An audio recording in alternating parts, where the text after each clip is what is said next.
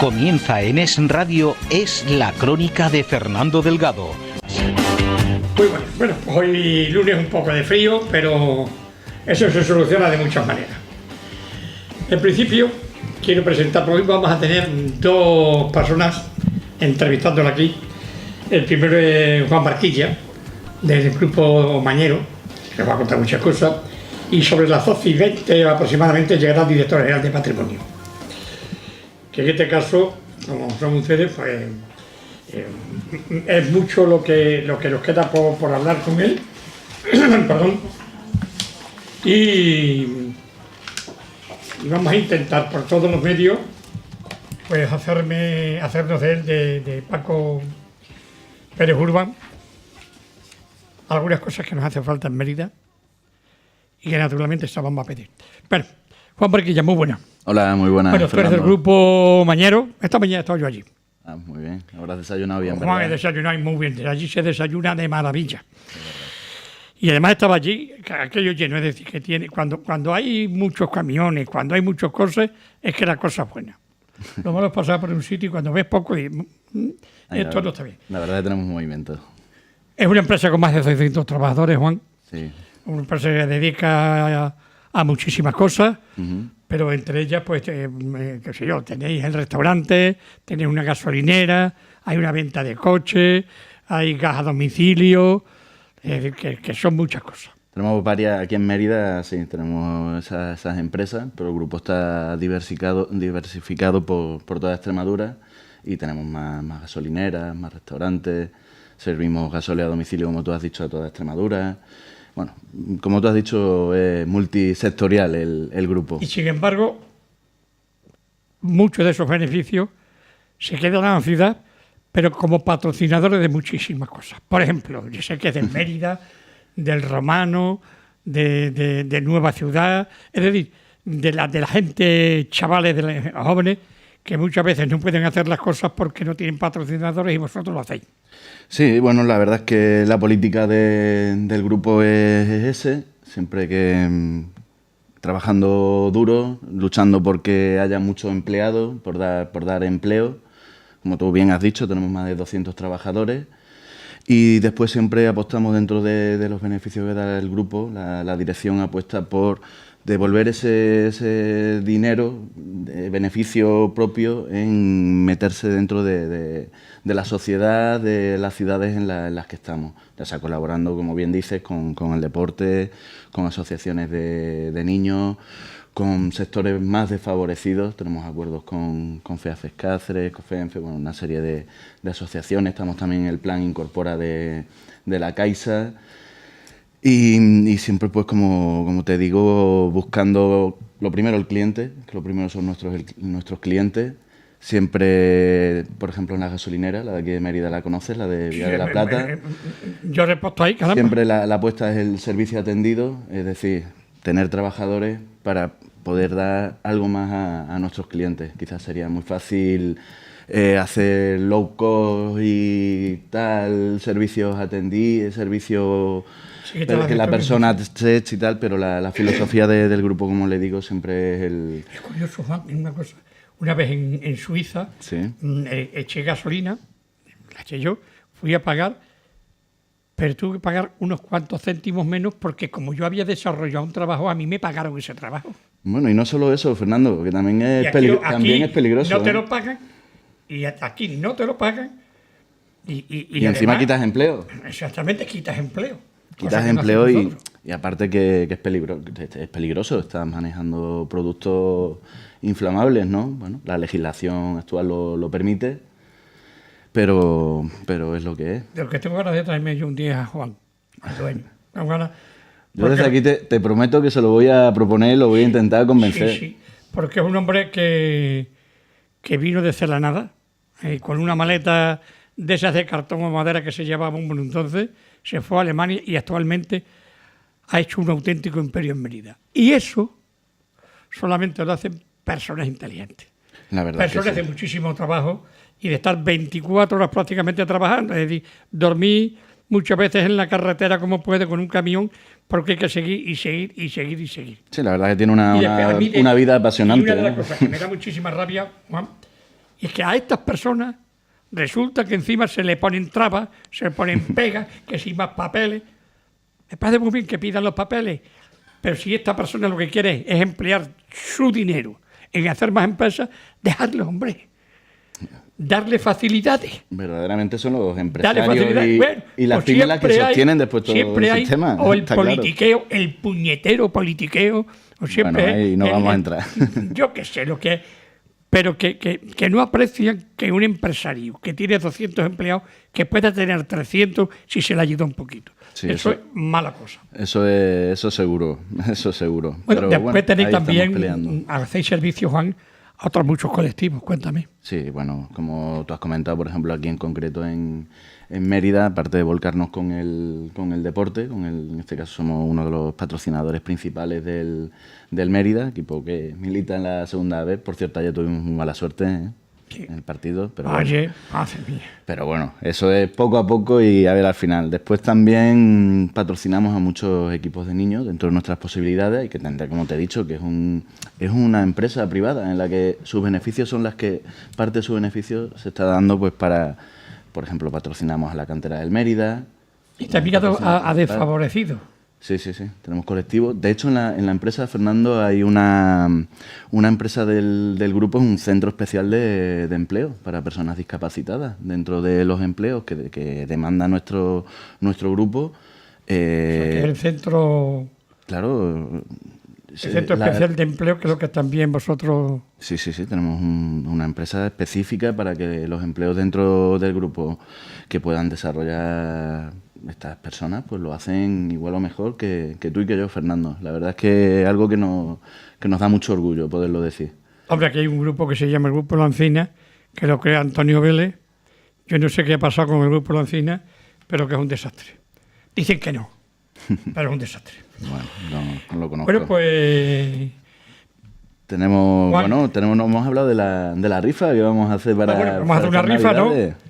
Es una rifa, la tenemos aquí.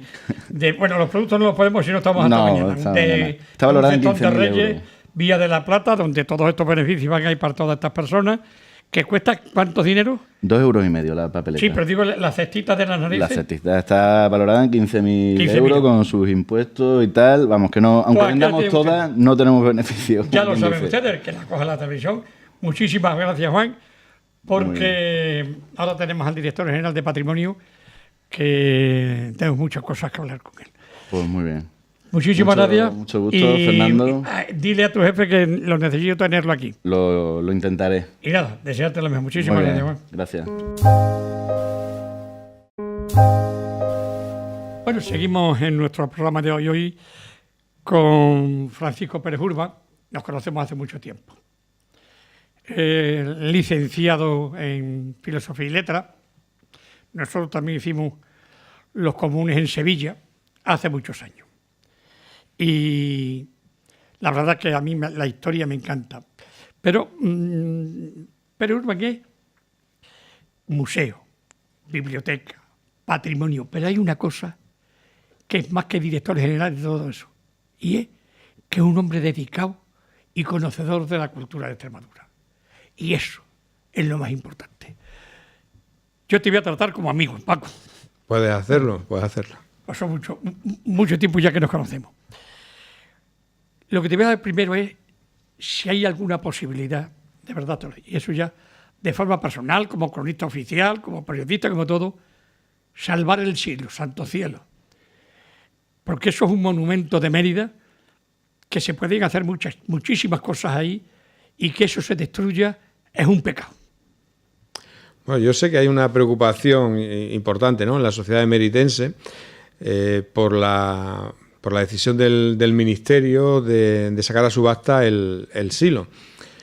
Es verdad que el silo como referente de un momento histórico, ¿no?, de esta ciudad y de esta región tiene unos valores singulares, los tiene también desde el punto de vista arquitectónico y también tiene una singularidad porque no hay más allá de 3 o 4 manifestaciones de estas características en el conjunto del país.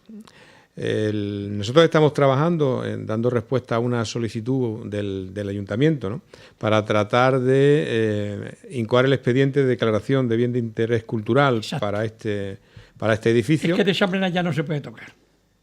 Efectivamente, la declaración de bien de interés cultural otorga el máximo grado de protección que tiene ahora mismo el ordenamiento jurídico en Extremadura, nuestra ley de patrimonio, ¿no? Eso significa que, bueno, pues cualquier modificación o alteración que pudiera hacerse de ese bien deberá contar con los permisos necesarios de la Comisión Provincial de Patrimonio en Badajoz.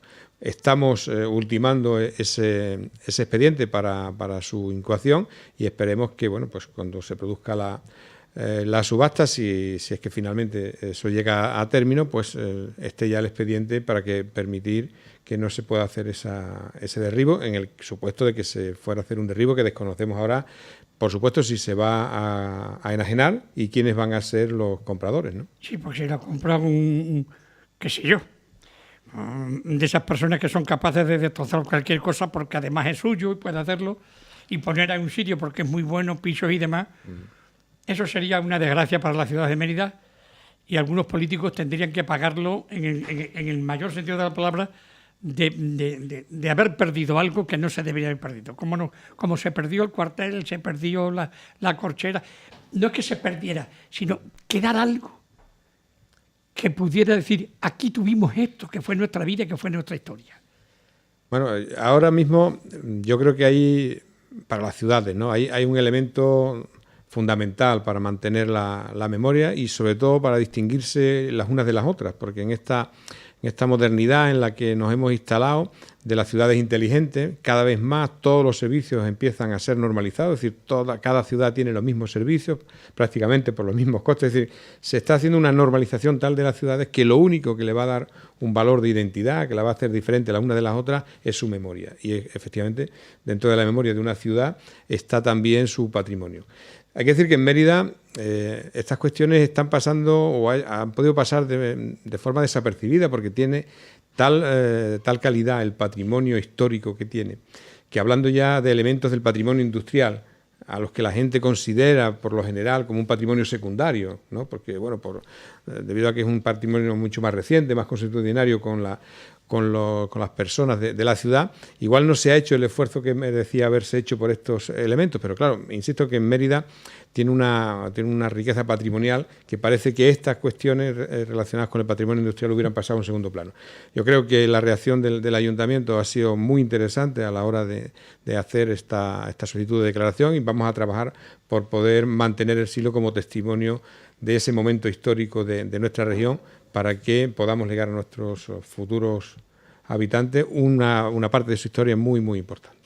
Nadie quiere otorgarse nada que no se tenga, pero hay que reconocer que esto es un estudio, que lo hemos avalado los cronistas oficiales, pero es un trabajo de José Luis Mosquera.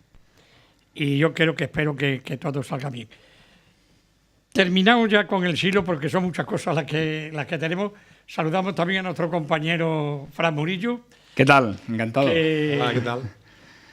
En conjunto hacemos siempre las entrevistas. Perfecto. Oye, Maestro aquello mío, o sea que... ¿formas parte también del consorcio de la ciudad monumental? Sí. ¿Eres el responsable del consorcio? De su Sí. comisión ejecutiva. ¿Cuándo les vais a dar más dinero para que se puedan hacer las miles de cosas que tiene esta ciudad y otras muchas, porque no va solamente va a ser Extremadura? Pero es que en Mérida hay cosas, Paco, que son pecados mortales. Te pongo un ejemplo. El Corralón de los Blanes, no sé si lo conocerás. ¿Corralón? El Corralón de los Blanes. Sí. O sea, eso es la historia de Mérida pura allí metida. Y en otros muchos sitios. Sí. Y eso cuesta mucho dinero. ¿Qué se hace con todas esas miles de piezas que están en el consorcio? ¿Por qué esas piezas no pasan al museo? ¿Qué pinta eso en el consorcio? Porque yo es que no lo sé. El consorcio es para mantener. Pero tenemos un Museo Nacional de Arte Romano que no les digo que fueran para allá. Cuéntame. Bueno, más dinero al consorcio ya me gustaría a mí. Quiero decir que la posibilidad de que la administración regional se pudiera dotar con una mayor cuantía económica a los consorcios, no solo al de Mérida, que en lo que hace referencia al patrimonio es el consorcio mejor dotado, ¿no?, de los que tenemos.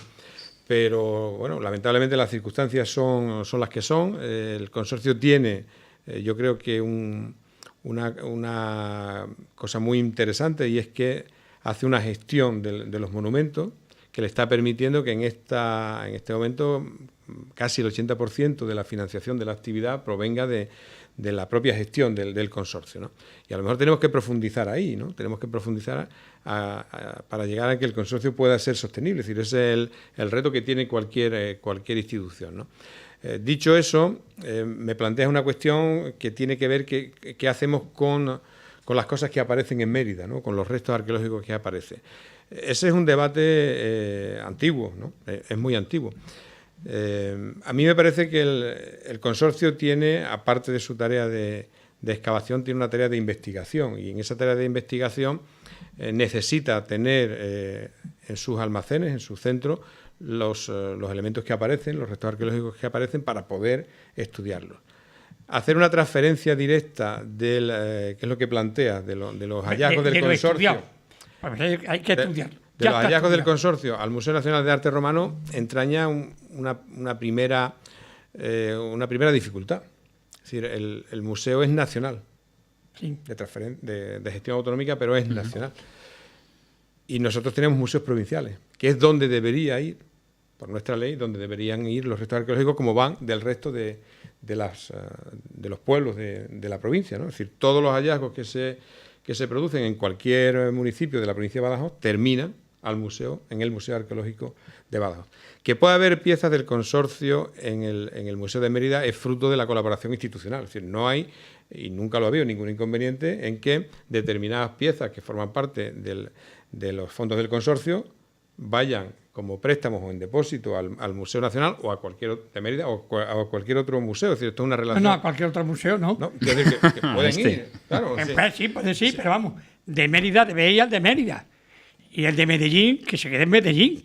Y el de Reina, que se quede en el de Reina. Yo no pido el de Reina ni el de Medellín, pero el de Mérida, a mí me parece que eso es... Pero ¿por qué no puede ir al museo? Porque de Mérida, y porque tenemos un Museo Nacional de Arte Romano. ¿Pero por qué no puede ir al Nacional? ¿A Madrid? Porque estamos en Extremadura.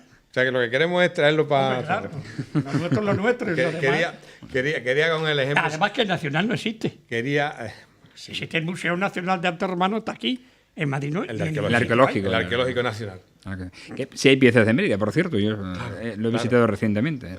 Hay piezas de Mérida y hay piezas de otros muchos municipios de la región, ¿no? Obviamente. Es decir, lo que quiero decir con eso es que los museos no deberían ser patrimonialistas en el sentido de querer para tener. Es decir, lo importante es compartir, y en el patrimonio también. Y si hay elementos o hay algún tipo de resto arqueológico que tiene que estar en el Museo de Madrid, pues que vaya al Museo de Madrid. No digo, y siempre recalco esto, es decir, la titularidad es de quien es. De lo que se trata es de que seamos capaces de ser generosos, no tanto en que vayan a estar allí de forma permanente, sino de que puedan formar parte de proyectos expositivos, que es de lo que se trata, ¿no? Es decir, para guardar ya lo guardamos nosotros aquí bien, los custodiamos bien. Es decir, cuando esa además hay grandes profesionales, claro, cuando tiene un muy interés, buenos, que yo los conozco. Debe tener un interés por un proyecto del tipo que sea. Y para ese proyecto yo creo que debemos estar preparados para hacer ese tipo de préstamos.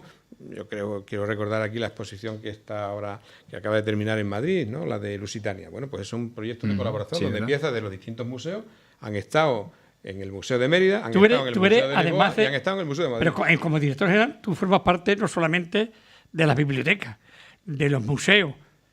Te pongo un caso de un museo que hay cerca de 200.000 piezas aquí en Mérida. Y están desapareciendo algunas o han desaparecido de las mejores. El prehistórico. ¿Qué se hace con un museo de eso, Paco, por Dios?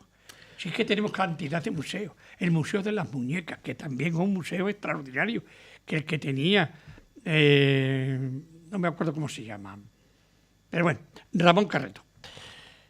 Estamos hablando de uno de los mejores museos de España. Bueno, ¿no? Claro, todo esto es dinero. Sí, sí. Pero es que hay... Y son municipales también. Claro, aquí hay dos cuestiones. Primero es la cuestión de qué es un museo, ¿vale? Porque una colección por sí misma no es un museo. Y con demasiada frecuencia una colección se convierte en museo porque la metemos en un local y ponemos museo. Eso no deja de ser una colección. No, en eso lleva razón. Un museo es una cosa mucho más compleja, mucho más articulada, con una serie de responsabilidades que hay que tener en cuenta a la hora de decidir que se quiere abrir un museo. Eso normalmente no pasa. Lo normal es que de una colección abundante, curiosa, interesante, se haga un museo porque le damos un continente. Es decir, metemos el contenido en el continente y tenemos un museo. Yo creo que el museo es un proyecto y el proyecto debe tener una mínima reflexión, un mínimo estudio. Que una cosa es un museo y otra cosa es... Entonces, este tipo de una colección. Yo diría que de lo que me estás hablando son más colecciones que otra cosa. Sí. Entonces, ¿qué se hace con eso? Pues yo creo que lo primero que hay que hacer... Es un local. No, es saber si quieres hacer un proyecto museográfico. Es decir, ¿con esa colección queremos hacer un museo? Si la respuesta es sí, habrá que ver qué necesita un museo y ver si somos capaces, es decir, la administración competente o el titular de la colección, si tiene capacidad para armar un museo en base a esa colección. Si puede, porque a lo mejor no tiene que ser un museo, tiene que ser otra cosa, es decir, tiene que ser una colección. Mira, sabéis que hay una tipología de museo que es muy abundante en Extremadura y allende de nuestras fronteras, que son los museos etnográficos. Sí. Bueno, pues de verdad que el 99,9% de ellos no pasa de colección. Es decir, un museo es una cosa completamente distinta. Completamente distinta. Es decir, un museo que no tiene investigación no es un museo. A ver, claro, esto me sirve para preguntar una cosa. No es un museo. Claro. Al director general. Tuvimos aquí a Javier Jiménez, al director del consorcio, el director técnico, y hablaba de la cantidad de piezas, bueno, miles creo que son, que tiene albergado o custodiadas el consorcio. Le preguntamos acerca de si había posibilidad de exponerlas en un espacio, ¿no? Y dice que lo estabais pensando desde el consorcio hacer eso. Pero a su vez... En el Silo y Minatus caben ahí miles de piezas. A su vez tuvimos... Nos vamos a cuadrar hoy, ¿eh? La semana siguiente, si recuerdas, al director del Museo Nacional, ¿no? De Arte Romano, a Chema Álvarez. Y cuidado, nos dijo, cuidado que no se haga otro museo paralelo, porque Museo de Arte Romano ya hay uno, no hagamos dos. ¿Cómo se puede sopesar estas dos cuestiones? Si se hace un espacio expositivo del consorcio que no haga la competencia del Museo Nacional. Bueno, mira, es que aquí digamos que lo que faltaría es justo lo contrario, ¿no? Es decir, aquí sí, en el caso del consorcio, sí es verdad que están todos los elementos que deberíamos tener en cuenta a la hora de decidir a conformar un museo. Es decir, aquí sí hay la investigación, aquí sí hay la conservación, aquí sí hay el estudio. Es decir, que esos valores los tiene el consorcio. Que está claro que el consorcio no puede hacer un segundo museo de arte romano en la ciudad de Mérida, pues eso parece que es una evidencia, ¿no? Es decir, aquí tenemos el Museo Nacional. Por eso cuando me preguntaba antes sobre si las piezas del consorcio pueden ir al Museo de Mérida, hay un dicho en mi pueblo que dicen, ¿para qué quiere el tío Pache? Para tener. No, para tener no. Es decir, si el Museo de Mérida tiene un proyecto que necesita de la aportación del consorcio para ese proyecto, yo creo que entre las instituciones debemos colaborar para que el Museo de Mérida tenga ese proyecto y tenga las piezas necesarias del consorcio para armar el proyecto. Ponía como ejemplo el proyecto de Lusitania, ¿no? Pero hacer una transferencia de los fondos del consorcio al Arqueológico Nacional para que estén allí depositados, yo me cuestiono si cambiamos de almacén solamente. Si no lo hacemos al provincial, que es lo que debería ser. Hay una cosa... porque en principio tenemos museos de titularidad regional que cumplen esa función de depósito y conservación, ¿no? Hay una cosa que recordarás, que cuando el Quijote iba con Sancho, esos dos personajes, y cuando ven una iglesia, le dice Sancho, le dice el Quijote a Sancho, con la iglesia hemos dado, amigo Sancho, que algunos dicen que con la iglesia hemos topado. No, el Quijote dice con la iglesia hemos dado, amigo Sancho, que son connotaciones lingüísticas distintas. Pues aquí hemos topado en Mérida y en toda la región, pero en la región no, perdón, en la provincia de Badajoz, y tú eres de la región, con los archivos, que un obispo ha dicho que se quiere llevar los archivos, no, que se los ha llevado. los archivos de las iglesias. Yo sé que tú ahí no tienes competencia, pero a mí nadie me va a prohibir que te lo pregunte, que yo que soy investigador, que llevo ya 7 libros escritos, que he encontrado un libro que solamente lo hay en España en un sitio, curiosamente en la biblioteca del Valle de los Caídos, sobre la iglesia en Mérida, los primeros años de la iglesia en Mérida. Si yo quiero seguir investigando en la iglesia, no puedo, porque resulta que se me la han llevado a Badajoz y no han querido ni informatizarlo. Menos mal que el obispo se ha ido. Menos mal. Dios lo tenga donde tenga que atenderlo, no en su gloria, porque todavía no se ha muerto. Esperamos fuera de aquí por lo menos. Y yo era muy amigo del antiguo obispo, de Antonio Montero. Bueno, no, pero ese no es el antiguo. Claro, ese es el anterior, ese es el más antiguo, el más antiguo todavía, el emérito, uno de los eméritos, porque este también es emérito. Antonio Montero. Pues vino Santiago. Que hizo la barbaridad de cederle a las monjas por €1, todo el patrimonio que era del el convento de las Madres Concepcionistas.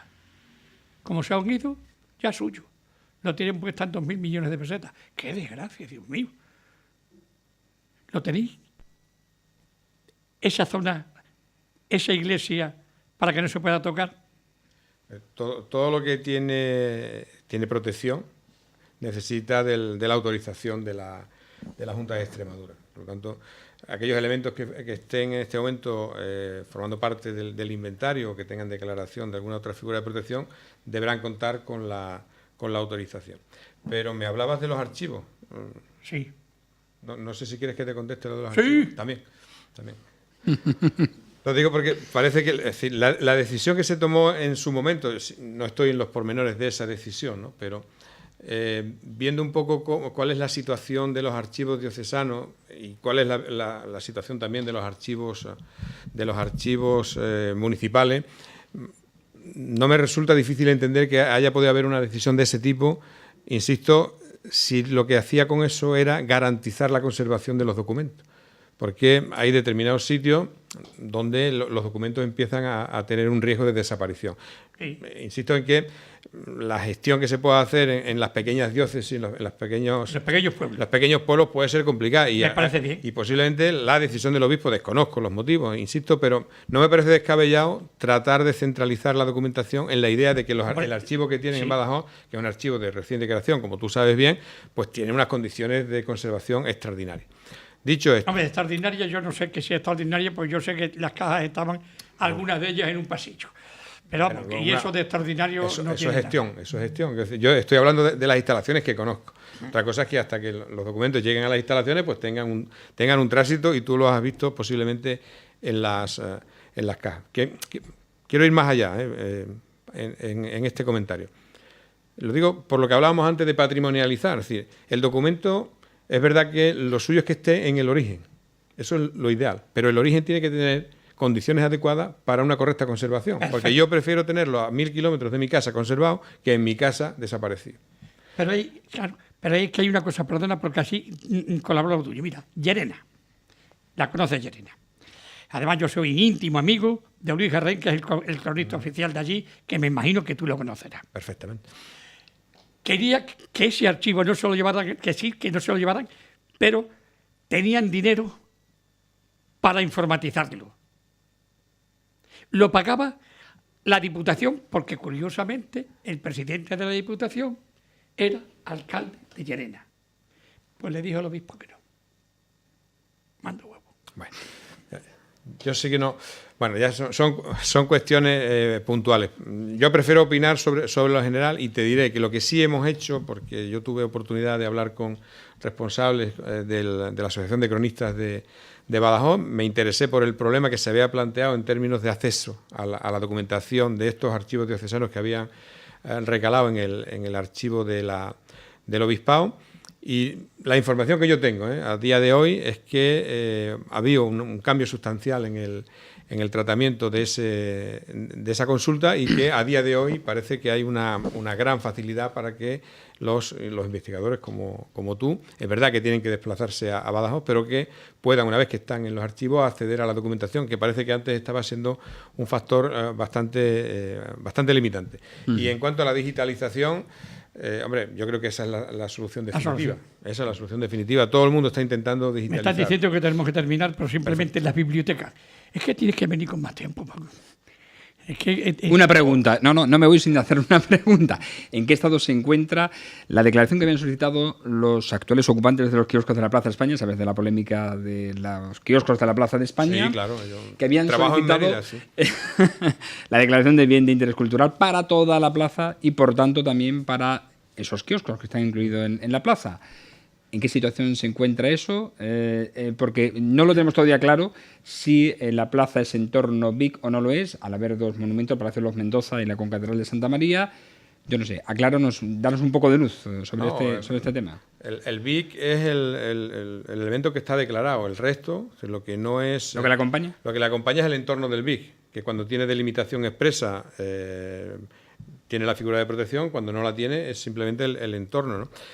Pero yo creo que hay una idea equivocada, es decir, cuando algo se declara Vic o un entorno de Vic, el entorno de Vic no significa que no se pueda tocar, significa que lo que haya de hacerse ha de hacerse bajo unos criterios que deben ser supervisados por la administración competente, que en este caso es la Junta de Extremadura a través de la Comisión Provincial de Patrimonio. Por lo tanto, digo, quitar esta idea en primer lugar de decir, no, es que como lo declararon, no, se declara no significa que no se puede hacer nada, sino que lo que haya que hacerse bajo determinados criterios. ¿Cómo se encuentra en el expediente? Llegó una solicitud de